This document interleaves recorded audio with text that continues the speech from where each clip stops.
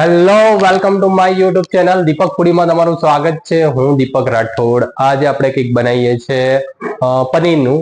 Okay, તો આપણે મારા કિચનમાં હું તમને લઈ જઉં છું અને આજે આપણે બનાવીએ છીએ પનીર ભુરજી। ઠીક છે, અને બહુ ક્વિકલી બનશે, બહુ જ ઓછા ઇન્ગ્રેડિયન્ટ્સમાં। તો હું તમને લઈ જઉં છું મારા કિચનમાં। તો વ્યુઅર્સ, તમે જોઈ શકો છો કે મેં ઇન્ગ્રેડિયન્ટમાં બહુ ઓછા ઇન્ગ્રેડિયન્ટ લીધા છે। કે પહેલા તો મેં 3 ઓનિયન છે એને ચોપરથી, મારા જોડે આ પ્રમાણે ચોપર છે। ઓકે, તો મેં એમાં ચોપ કરી કાઢ્યું છે। ચોપરમાં 3 ઓનિયન લીધા છે, મેં જેને ચોપ કર્યા છે। ખટાશ માટે મેં ટોમેટોસ લીધા છે। ટોમેટોમાં મેં લગભગ 1.5 ટોમેટોસ લીધા છે, જેની અંદર મેં ચોપરથી ચોપ કરી કાઢ્યું છે। આદુ મરચાંની પેસ્ટ લીધી છે। આ પ્રમાણે એપ્રોક્સિમેટલી 2 મરચાં અને થોડું અકોર્ડિંગ ટુ ટેસ્ટ મેં આદુ લઈ લીધું છે અને એની પેસ્ટ કરી કાઢી છે। દહીં લીધું છે। ઓકે, અમૂલનું દહીં છે, તો એને ફેટીને મેં લીધું છે, બીકોઝ દહીંનું પણ બહુ ઇમ્પોર્ટન્ટ રોલ છે આની અંદર। પ્લસ નોર્મલ આપણા મસાલા જ હશે। તો આપણે સ્ટાર્ટ કરીએ કુકિંગ। સો આપણે એક બાઉલ દહીં લઈ લીધું છે, મેં થોડું એની અંદર પાણી નાખીને આટલી આ પ્રમાણેની ક્વોન્ટિટી રહે એ પ્રમાણે મેં રાખ્યું છે। એની અંદર આપણે નોર્મલ આપણા કિચનના મસાલા જ આપણે એડ કરીએ છીએ। તો મેં તીખાસ અકોર્ડિંગ ટુ મરચું લીધું છે, હાફ ટીસ્પૂન ગરમ મસાલો, હાફ ટીસ્પૂન ઓકે, ધાણા જીરું હાફ ટીસ્પૂન, હળદર અકોર્ડિંગ ટુ ટેસ્ટ, આની અંદર મીઠું એડ કરી દઉં છું થોડું, ઓકે, ટેસ્ટ પ્રમાણે। મેં અત્યારે થોડી મીઠાની ક્વોન્ટિટી ઓછી રાખી છે આની અંદર, અને વ્યવસ્થિત આપણે લમ્સ ના પડે એ પ્રમાણે આપણે એને મેરિનેટ કરી કાઢીએ।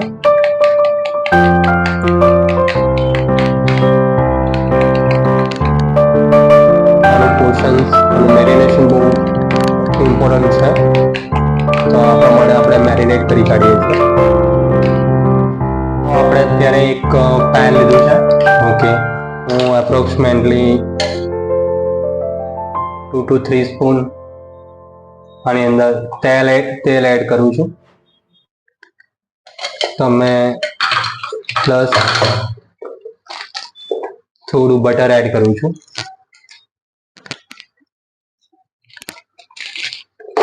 આપણે ફ્લેમ થોડો સ્લો કરી દઈએ।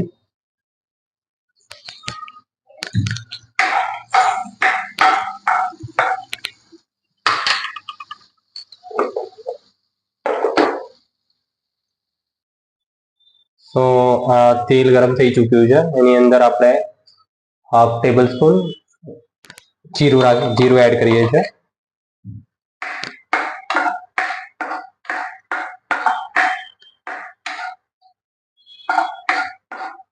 ત્યારબાદ આપણે ઓનિયન એડ કરી કાઢીશું।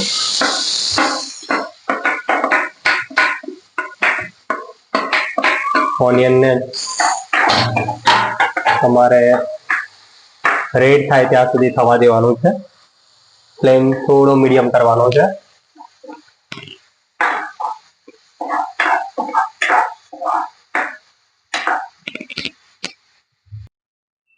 ત્યારબાદ આપણે જે આદુ મરચાંની આપણે પેસ્ટ કરી હતી એડ કરી કાઢીશું।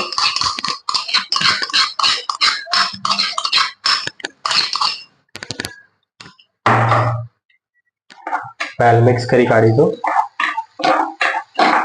હજુ સુધી મેં કોઈ પણ ડ્રાય મસાલા હજુ એડ નથી કર્યા। એકદમ ઓનિયન છે ગુલાબી કલરની થઈ ગઈ છે। ઓકે,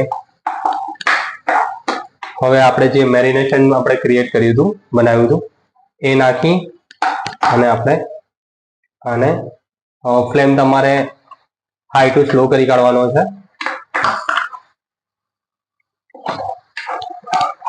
બીકોઝ દહીં તમે નાખશો, ઓકે, તો એ પોતાનું તેલ રિડ્યુસ કરશે આમાંથી।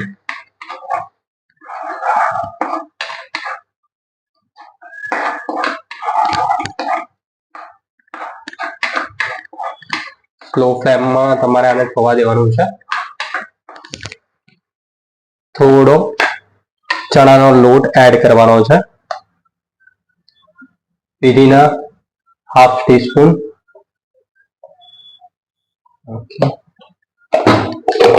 એનાથી બાઇન્ડિંગ સારું આવશે.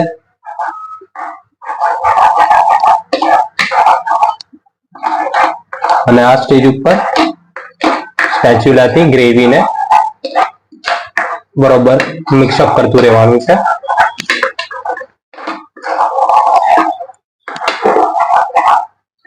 આની અંદર આપણે થોડું પાણી એડ કરીશું.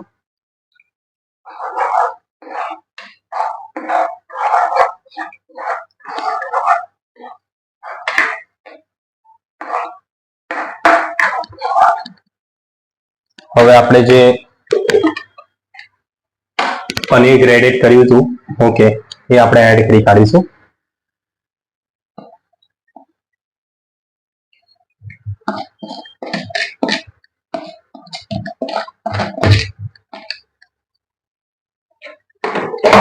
બરોબર મિક્સ કરી કાઢીશું આપણે આને.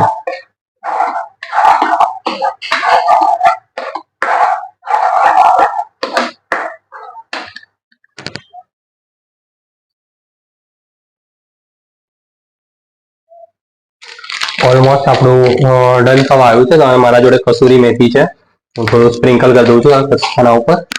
એનો ટેસ્ટ વધારે ઇન્હાન્સ થાય છે અને ફ્લેવરમાં પણ ટેસ્ટી લાગે છે. થોડું સ્લાઇડ મને બટર એડ કરવું છે મારે, હું બટર એડ કરું છું થોડું ઉપરથી. વેલ મિક્સઅપ કરી દઉં છું અને 2 મિનિટ માટે હું આને થવા દઉં છું. લીડ કવર કરી કાઢું છું. 2 મિનિટ માટે આને થવા દઈશું આપણે. વ્યુઅર્સ, તમે જોઈ શકો છો આપણું પ્લેટ રેડી છે. ઓકે, પનીર ભુરજી તૈયાર છે. વિથ મેં નોર્મલી પરોઠા ટાઈપ બનાવ્યા છે, જેની અંદર નોર્મલ કોથમીર નાખીને મેં બનાવ્યા છે. તો આજે આપણે ટેસ્ટ કરીએ છીએ કેવું બન્યું છે.